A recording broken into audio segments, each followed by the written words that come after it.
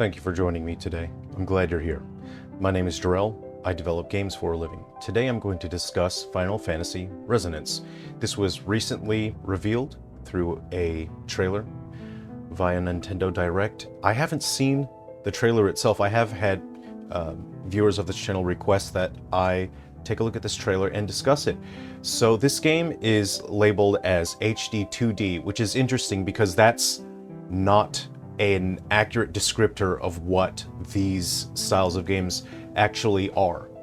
And HD 2D, what it's describing is something that we've been doing in the industry for a very long time, and that just means that we have 3D environments with 2D sprites. If you want me to discuss this at length in a dedicated episode, you can let me know in the comments section and we can discuss that further. But today I want to focus on Final Fantasy Resonance. And what is so interesting about this topic is something that I don't think Square Enix's developers really understand, because I watch them very, very closely, not just as a gamer, but as a developer. And there's something that they don't understand, and that is people don't like pixel art because the graphics are made of pixels.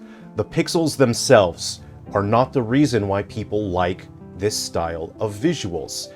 If you think that, oh, it's made out of, it's 2D sprite, it's a dot, and that's why people like it, then you have zero understanding of what games are, our history, the connection that people have to art. You have no idea what visual communication is. So I want to help you understand what that is so you can better get a grasp of what makes these games so good, and whether or not, if you are a developer, whether or not you should take an approach of 2D sprites in a 3D environment. So again, people don't like pixel art because the graphics are made of pixels. People like pixel art because of the intent required to produce the art and the design philosophy required in order to produce 2D art. So this is a topic that people are not actively thinking. People are not saying, oh, I like pixel art because of the intent. They're not saying that, but it is the reason why they actually like it.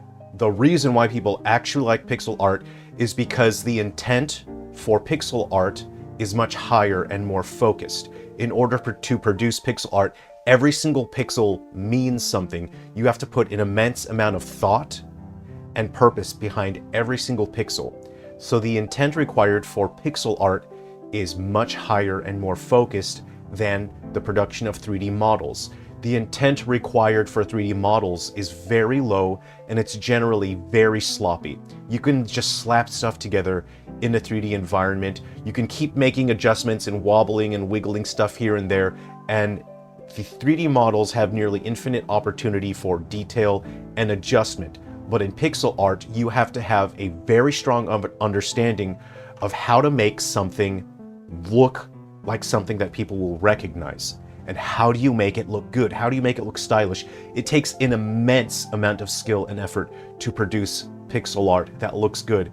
And these days we have so many tools that allow you to produce extremely detail-rich, very, very detailed, dense 3D models that take no effort and no understanding. And when you do something that takes no effort and no understanding, you do not develop your skills, you do not develop your understanding, you don't develop your comprehension or ability. And when you have developers that have been working only in 3D and they've only done designing in 3D without studying really what effective visual communication is and what visual expression really is, then you tend to come out with designs, even though they've been developing for years and years and years, you come out with designs that are just very dull and boring that people don't connect with. So just working in 3D models where the intent for producing 3D models is very low, this is not good for developing your ability or your understanding as an artist. Working in 2D will allow you to develop and grow because you have to have a very strong comprehension of how to visually communicate something. When it comes to 3D models, you don't really need that because the renderers do all the work for you. I'm going to discuss a concept called the literal abstract scale, and I'll try to get through this quickly, but it's very important before we get to the trailer. This is very important. The literal abstract scale is a concept, right? And something that is abstract represents an idea or concept that elicits a shared cultural memory. It's able to make people think of something. And when it comes to something being abstract, there is room for imagination, there's room for two-way storytelling, and something that is abstract leaves room for the viewer to fill in the blanks with their own life experiences and understanding of the world. This is two-way storytelling. It is engaging and it generally results in a more interesting experience. So when we think of the literal abstract scale, on one end we have literal and we have abstract at the other end. And when you produce a work, it's going to land somewhere on that scale. You, as an artist, have to understand what the literal abstract scale is, and you need to create your work with intent. You need to understand where on the literal abstract scale will my work fall under, literal or abstract. So something that is literal literally looks like the object it is representing. There is no room for imagination. Something that literally leaves no room for the viewer to fill in the blanks with their own life experiences and understanding of the world. This is one-way storytelling. That's generally when we have works that don't feel as engaging and they're pretty forgettable. So I'm going to show you something on screen here, and I want you to answer in the comment section. I'm going to put this on screen here. Look at this image, and I need you to type out what this is. Just put the answer in there. Please don't scroll down looking for the answer. I'm going to give you a couple seconds to answer. Look at this image. Tell me what this is. And if you answered yellow cucumber, I need you to get out. Get out. You can't be here if you answered yellow cucumber. If you answered banana, you get 50 points, and you don't get the full 100. And the reason why you don't get the full 100 now is this. Now take a look at this. Tell me what this is. Go ahead and you can edit your comment and add this in, or you can do a second comment, whichever way you like. What is this? I'll give you a couple seconds to answer. Now, if you answered banana, you can have the full 100. I'm not going to trick you and say it's a collection of pixels going through my webcam, shooting through the internet waves, beaming into your eye holes through your iPhone 12. I'm not going to trick you with that. This is a banana. What you saw earlier was an abstract representation of a banana.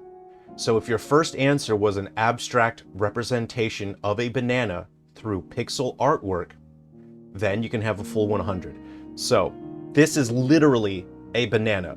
If I showed this to you, there's no room for imagination. There's no room for you to fill in the blanks with this.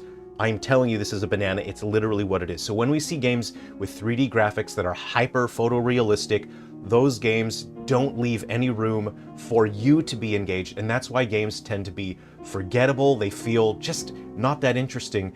And the reason why people appreciate and enjoy 2D pixel artwork so much in games is not because it's made out of pixels. For some reason, major AAA studios, including Square Enix, I've been watching them closely, it seems like they don't understand this concept. That, oh, people will like it because it's made out of pixels. We'll just use 2D art, people will like it because it's 2D art. No. People don't like it because it's 2D art. People like it because 2D artwork tends to leave room for two-way storytelling. People get to get involved and fill in the blanks, and they feel a better connection to the work. So that's what I wanted to explain. It's extremely important going into when we look at these games, because it's not helpful for people to say, oh, it's 2D sprites, I like it because it's 2D sprites. That's not why people like it. They like it because the intent and the mastery over one's craft is much higher when it comes to 2D artwork. And the end result is the result of the artist having a stronger understanding of what they are doing. When it comes to 3D artwork, you know what? Anyone can do it. You can do it, anyone can do it. It doesn't take that much intent or mastery to do a 3D game these days. But to create 2D artwork, especially gorgeous work that looks like this, takes intent and it takes mastery, but it leaves room for us to fill in the blanks, for us to be involved with the storytelling. Let's take a look at the trailer now. This looks so fantastic, and have a look at the details here when it comes to the lighting. So let's go ahead and just take a quick look here. You know, you have what feels like some kind of light source here, like a fire, and it is casting some light on this tree here, but dappled light. And this is so interesting. We see the leaves here are conveyed through these, just a very low density pixel mass here. And this is not literally a branch or leaves, but we identify it as we're filling in the blanks here. Now the color temperature in this scene is really fantastic, and they're making use of advanced 3D techniques in combination with hand-drawn 2D pixel artwork. They have this fog here, which is really nice, a very cold color temperature, and it's neutral, it's kind of gray, and it really is a sort of palette cleanser, but it's off balance here, which already makes things kind of interesting. We're at a Dutch angle, and the scene is kind of light bluish, greenish, but we have this interesting light source here, which makes the scene feel balanced in terms of tonality, and it gives us something interesting to look at. So I really like the direction of the lighting here already. Oh, yes. Let's watch that again. Oh, yeah. That is satisfying. Have a look at the wind-up frames. Ooh, yeah, it's been a long time since I've done frame-by-frame animation in 2D. It's been a very long time.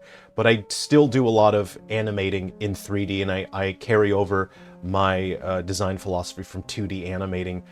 Ooh, yeah, look at that impact frame. And then you see the cape follow through, and he sort of lags a little bit as the rest of his body follows the weight of that strike. Oh, oh yeah, that is really satisfying. I quite like that. Great use of real-time light sources here to illuminate the ground.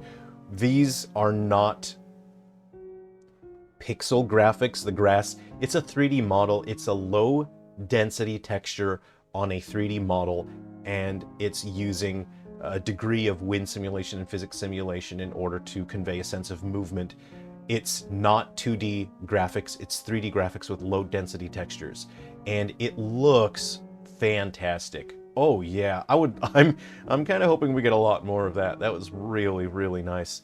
We make very, very strong use of depth of field, something that the Octopath Traveler games have done. Let me know if you want me to take a look at those. They are overly reliant on post-processing effects. They smear the screen with all kinds of effects, because if you take those filters away, the actual scene composition is very dull. It's not actually interesting to look at, and that comes down to the artist's understanding of building a scene and scene composition. And scene composition in Octopath Traveler is quite weak, and I'm not saying that as an insult. It's my assessment, and that it is the distraction of the post-screen filters that helps blur the line and make things look a little more interesting. Here I really like these small details, like using the 3D models here of the environment. You know, you have rocks here to break the line. If you have a look at the straight lines that we go through the scene here, break line is a concept that explains that the most boring thing to look at is a straight flat horizon, right? If this was just a straight flat horizon, it'd be very boring. You've got to put things to break up that horizon line. Any lines that are in the scene, you've got to try and break that up. And having small rocks just break these lines here help the scene not feel dull and inorganic. And breaking the line allows you to build an organic scene. But this is one of the things that I really strongly dislike about HD 2D is the inconsistency. So we have the characters that are just very, very low pixel density, but then we have these trees that are extremely high pixel density. The bushes are very high pixel density, and I don't like this because it feels sloppy to me. And there's nothing wrong if you like this, but this has been very typical of Square Enix when it comes to the Final Fantasy games, especially the 5 remake. The 5, did they also do it with 4? I think 4, 5, and 6 remasters on Android and iOS like 10 years ago were atrocious, and I think they were an abomination upon mankind. They were a plague upon my soul. And you know, I think there's good use. This is not true volumetric lighting. It looks like these are just geometry-based light shafts, which is an efficient way to do it. A good call on that. But see, here's what I want. This scene is gorgeous because everything is so consistent and it's following through on its visual identity here. Have a look at the trees. This to me is true to what this visual style is. This looks gorgeous. And this is detail dense, but it's inconsistent and there's incongruity. And I really personally dislike this, even though it looks nice. This looks nice, right? And if this character was a 3D model that matched the same pixel density, or if the character itself was at a higher pixel density of pixel art, then I think this would look fantastic. But there's something here that I really, really dislike as well. That is the sculpture here conveys proportions that are not in line with the internal logic of this world. If you were to have a pixel art horse, it would not look like this horse. If you were to have a pixel art person, it would not look like that person, because we have these people here. So we know what people look like in this world. This is what a person looks like. This is not what a person looks like in this world. So we have clashing conveyance of a baseline level of reality. And it's really disappointing to see this, because when you see something like this, and I've seen this in other games of this style, and I don't want to name names, and I don't want to seem like I'm just throwing negativity out there, but this to me shows me that these artists have not considered the baseline level of reality that they have set in their work. And it is this kind of inconsistency and incongruity that makes me tend to dislike HD 2D games. There's a real sloppiness to it. There's a real lack of understanding. And it's a little unpleasant, and I want to stay on the positive side because I want to enjoy this, but if someone were to turn this work into me, if a student were to turn this work into me, these are the notes that I would give them. This is the response I would give them, and that is something that the artist can then consider and think about.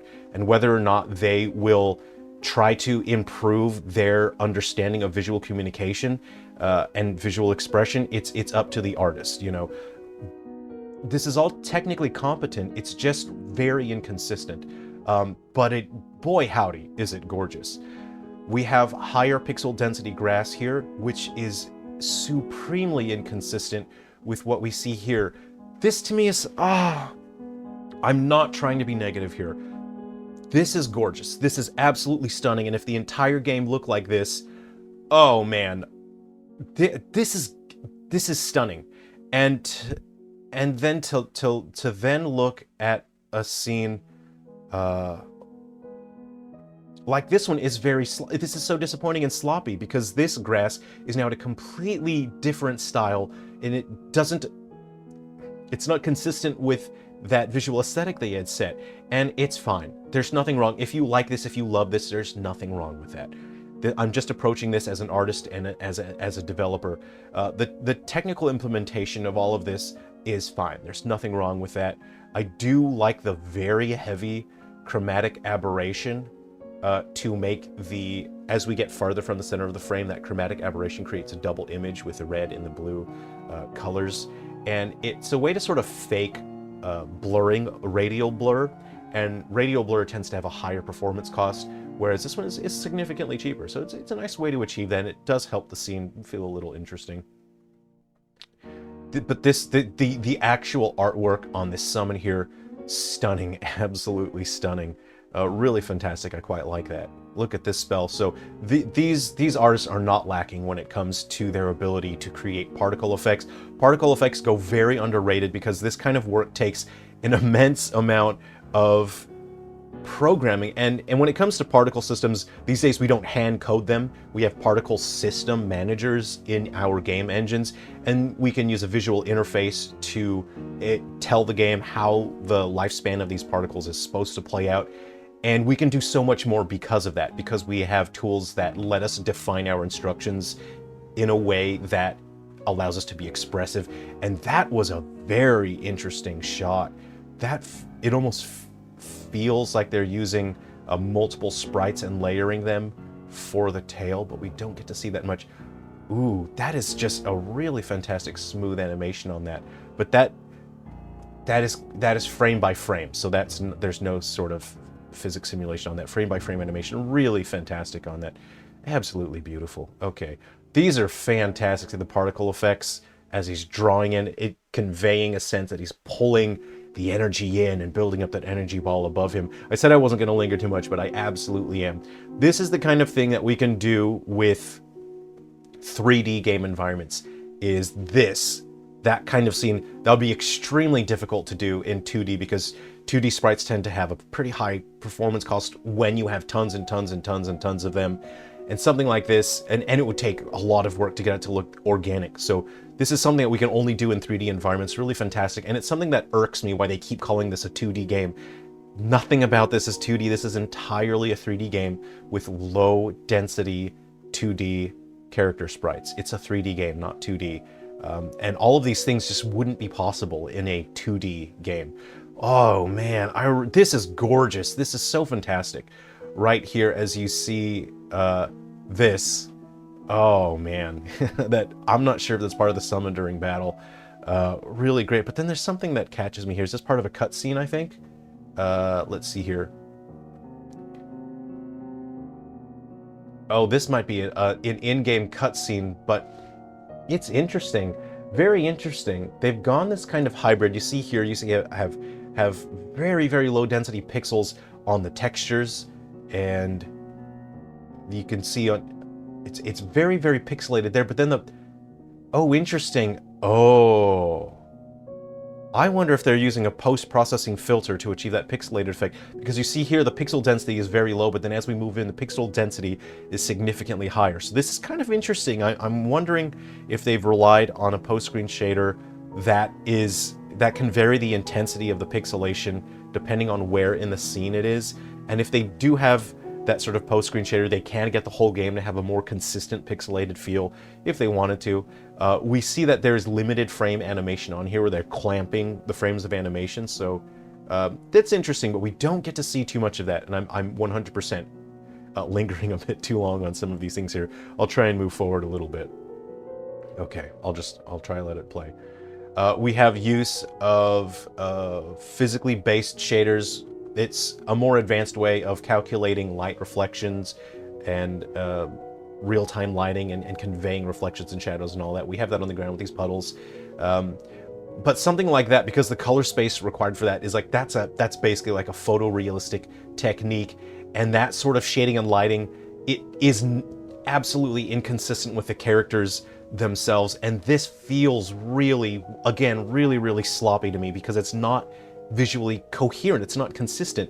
And when we look at something like Dragon Quest VII Reimagined, those developers absolutely know what they're doing. It's the opposite, where everything is consistent. The color space, the way that lighting and shading is conveyed is significantly more consistent than it is here. There are some moments in VII Reimagined where there's a little bit of inconsistency, but it's nowhere this pronounced. Let's see here. I do really like the camera work. These developers are great with their cinematography, and again, that is only something, dynamic camera angles like this, the way that it sweeps around the landscape, brilliant, but it's only something that we can do in a 3D game. You cannot do that in a 2D game. So again, it's kind of irritating that they keep calling this a 2D game when it's very dishonest. Oh, this is gorgeous. Ooh. Oh yeah. Whew. You know, I'm trying to approach this in an unbiased way. I'm approaching this as a developer, as an educator. But then I see a scene like this and it sort of pushes me out of that role a little bit, and I think, I want to play a game that looks like this. It's nice. This is really nice. I miss overworld maps because there is a degree of abstract conveyance to them. This is not literally what the world is, because when you go into the castle, all of a sudden it's huge, right? It's abstract. There is room for you to participate in the storytelling process because you have to fill in the blanks. You get to use your imagination. And that's what's so appealing about the world map. Oh, I like this train. I like this. I like the chocobo. The color choices here are just fantastic. I really like this very, very a minor amount of depth of field. Something that Octopath Traveler games do is they abuse, I'm not going to use the word overuse, they abuse the depth of field effect. It's overly done. They abuse the bloom effect. It's too much.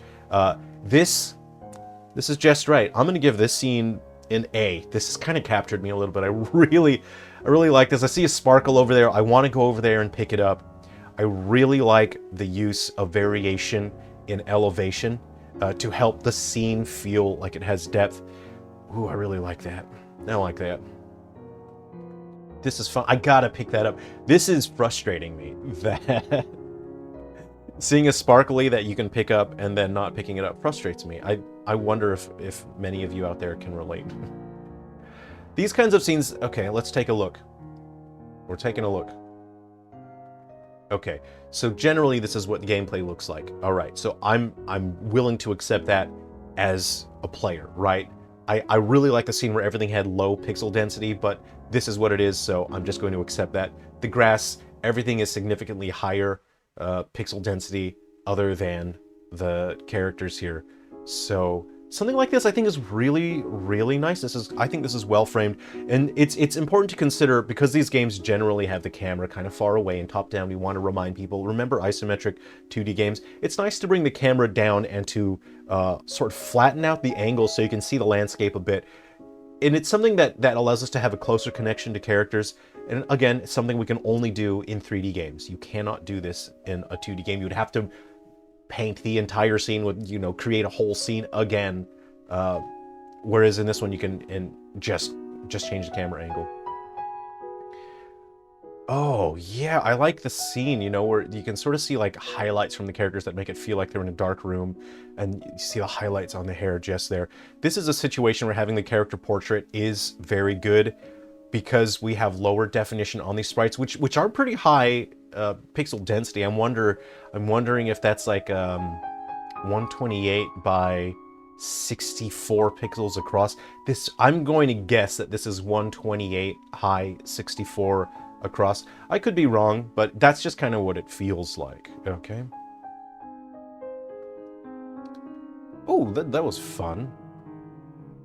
What was she writing there? Well, something I'm noticing, they're using a lot of these sparkles here to probably help make scenes feel like they have more depth. When you have particles in the air floating like that, dust particles, that's kind of what they achieve. Let's see here. This is pretty nice. I think this is a pretty significant improvement over the Octopath Traveler games because they've toned down their abuse of all the screen effects. Things like normal mapping are again, they really clash because when you take this and look at this and then look at these characters, they don't fit. I'm not going to harp on about that. Let's see here. But what I want to see is something interesting and creative, you know, and it looks creative and interesting so far.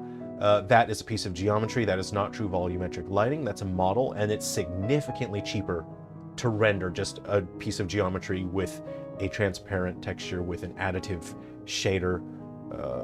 Significantly cheaper than volumetric lighting. Oh, see, I like that. The environment feels like it's responding to you. What I like about the older games is they felt like they were alive. It felt like the world existed before I got there. Let's see. Oh, see, something like this is imaginative and interesting. You know, I want to see something interesting. I want to see something fun. These scenes look interesting to me. They look fun. Okay, I really like this. These are processed in real time. The geometry is being deformed here. These are 3D models, but they are using a post-processing effect to reduce the pixel density, so it looks like it's pixel artwork. It's lower pixel density, but it is still just 3D models. And that's an effect that I used in my latest game that I shipped a couple months ago, The Hero of Destiny. Was killed by the final boss, but I let people adjust that setting and turn it off in the options if they just wanted to play in HD. And then I had to make sure the game looked good in both HD and not HD modes. Oh, you gotta put me on an airship and let me fly around the world. I'm kind of, you know, there are things that I don't really like in terms of the aesthetic, but then I see an airship flying around the world, and then I think, I don't care. I don't care, I'm gonna like this because I just want to travel around on an airship and go around the world and go on a fun adventure. And stuff like this takes an absurd amount of work. You know, when we create artwork like this in 2D, what we have to do is basically, and we have programs that help us with this a huge amount these days, we kind of have to draw each part individually, and then when we create the individual frames, we just slap the pieces back together again, and then move them, we shift them around a little bit and fill in the blanks, because there is some degree of animation on this. And I'm getting, like, hypertension from thinking about how much memory this takes up on an older platform. On a legacy platform, to me, I think this is kind of a nightmare, because animating that would take a huge amount of memory. It is frame by frame, as I can see it here. But this is running on modern consoles, where for this style of game, you have basically infinite memory for sprites like this. You know, it's not infinite, but it feels like it, basically. You got your robotic chocobos there. Ooh, there's a robotic Moogle. That's pretty funny. Interesting. Very interesting. Sweeping stagger. This is an example where they've dialed up the blurring effects and they have this sepia tone. They've darkened the edges of the scene here for a good reason. And that is, this kind of looks like it's a flashback. To me, this is like they're telling me it's a flashback. And so they kind of make things hazy and blurry. So this is a situation where cranking up the settings on those effects is appropriate. That's the right time to do that. I like how it's not overly animated. It's not under animated. There's just enough frames to have the motions of the characters convey whatever it is that's trying to convey. There's a pink chocobo there, and I already want to ride it. I want to go on an adventure with a magical pink chocobo. Ooh, I really like the effects on this fire here. This is not... There is a combination of frame-by-frame animation on geometry. The actual fires themselves, that is frame by frame, and we have programs that help us do that stuff. Instead of hand drawing that, it helps us define, and then we can sort of, we draw individual frames and it'll sort of fill in the blanks for us. We combine that with a particle system where you can see little sparks flying upward and then sort of blurry stuff. Okay. Great. You know, these developers have a great understanding of using particle effects to their absolute maximum, you know, to convey whatever it is they're trying to say. Oh, see something like this. And again, these are just the cutscenes, but I wish the whole game looked like this. This is a cutscene. This is fantastic where the environment, you know, looks pixelated. And they could achieve this by just taking that filter and putting it over the environments of gameplay. And I feel it would look better having this harsh, dynamic, brilliant lighting that's so dramatic. If the whole game looked like that, it would be really fantastic. And of course, you have to have your CGI summons. Oh, you know what? I kind of like that. It's showing us the character, the summon. You know, if this isn't Shiva, then I don't know who this is. We get the CGI and then we get to see this one. And there's puppet transformation on here. So this is not frame by frame animation. There are frame by frame components to it, but there is the use of puppet animation. You see her arms have a pivot point and they're rotating. Her head's on a pivot point, her legs on a pivot point. This is puppet transformation. We can achieve pretty fluid effects through it. Early on, I thought it was very unpleasant, you know, years and years ago. But these days, developers are getting better at making puppet transformation, puppet animation look more interesting. God, that looks so sick. Oh, that's so sick. I really like this dynamic movement of the character just jumping off the wall, doing their big attack.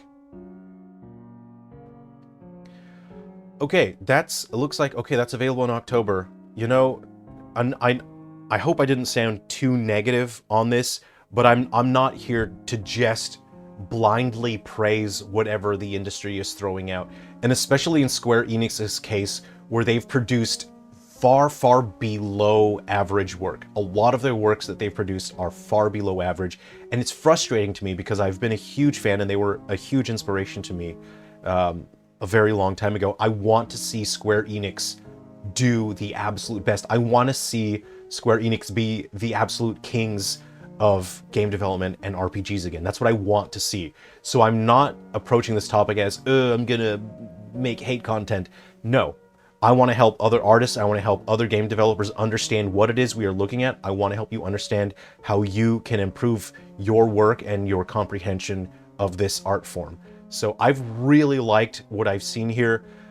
The negative aspects that I brought up, you can look past that. Sure, it's not my technical preference, but if the work itself is enjoyable, if it's fun, which is important for a game, if the gameplay is good, you can look past all that stuff. And this scene right here is, oh, this might be my favorite frame. I got it. Hold on, right here.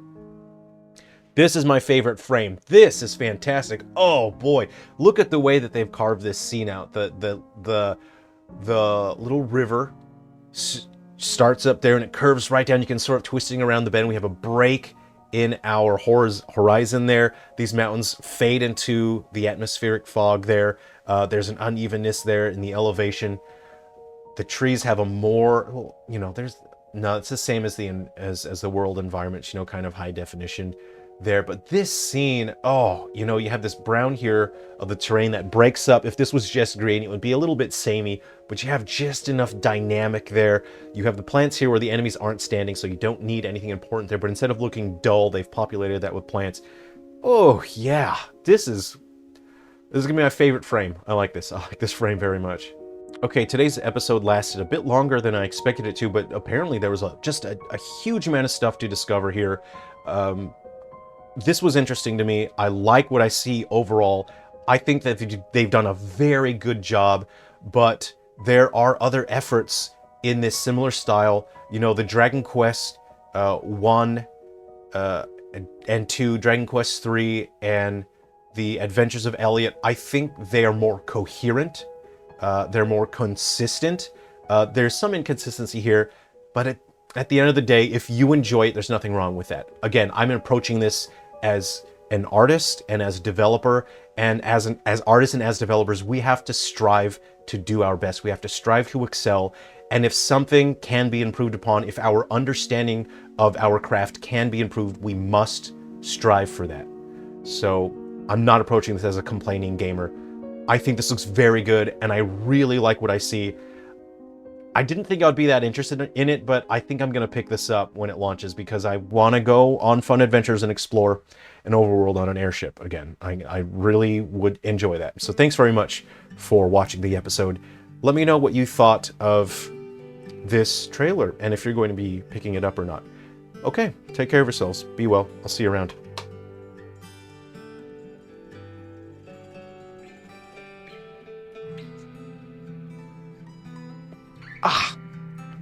Forgot to undo one of them.